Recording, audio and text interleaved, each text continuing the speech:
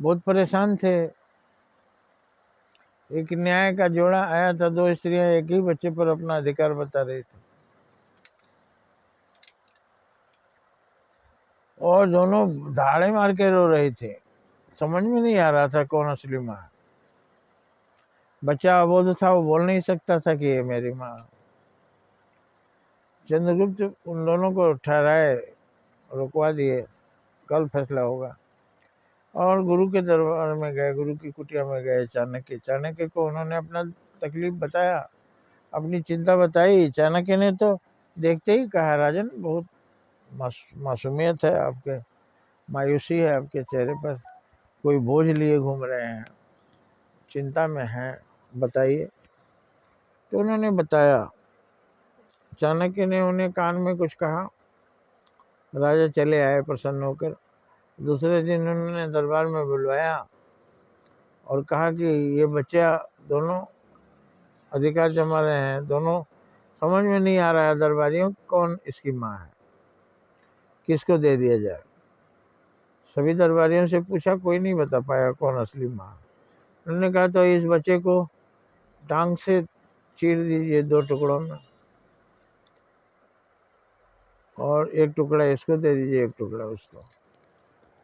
जो माँ नहीं थी असली, वो तो बोली जैसा महाराज का आदेश हो। दूसरी लगी चिल्लाने, महाराज ऐसा मत कीजिए, इसी को दे दीजिए, कम से कम बच्चा जिंदा तो रहेगा। समझ गए, असली माँ ये है। तो जो नकली माँ होती है ना, वो बनावटी पीड़ा दिखाती है, घड़ियाली आंसू बहाती है, धोखा देती है, सोचती है मुझसे चतुर कोई नहीं, जबकि उसका मन जानता है कि मेरा बच्चा नहीं है। मन में कौन है? परमात्मा है। उसका दिल जानता है दिल में कौन है, दिलवर रहते हैं, भगवान रहते हैं। तो भगवान तो जान ही रहे हैं, वो भी समझ रही है, वो देख रहे हैं। वहां जो सजा मिलेगी उसका क्या करेगी? तो उस स्त्री को बंदी बना दिया और असली माँ को उन्होंने दे दिया। आज के जज साहब घूम रहे थे, बगीचे में टहल रहे थे, बड़े बेचैन थे। उनकी गुरु कौन है? उनके गुरु, जज साहब के गुरु, उनकी धर्मपत्नी आई पीछे से, बाह में बाहें डाल लिया और कहा कि क्या चिंता है, क्यों बहुत परेशान लग रहे हैं? उन्होंने कहा कि कल एक बहुत भयानक केस आया है, बड़ा कड़ी सजा हो सकती है। मैंने 3 दिन से रोका हुआ है, फैसला नहीं दे रहा हूँ।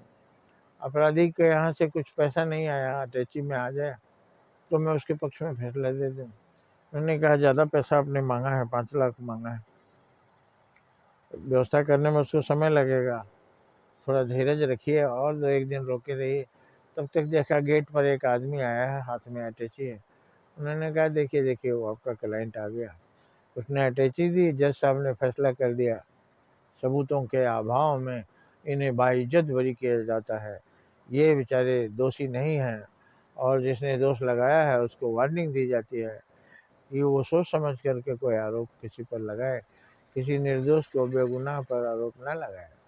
5 लाख रख लिया, बढ़िया क्वालिटी का दारू लाए, घर में पी रहे हैं जज साहब। तो आज का न्यायाधीश चिंता में आज भी है, लेकिन पैसे की चिंता है। और उस समय के न्यायाधीश थे, उनको न्याय की चिंता थी। तुम्हें मर के जाना है, जवाब देना है। पहले का जज बनोगे कि आज का? पैसा खाकर नरक जाओगे कि पैसा छोड़कर स्वर्ग जाओ? दोनों रास्ता तुम्हारे लिए खुला हुआ। समझदार को इशारा काफी। जय हिंद, जय भारत।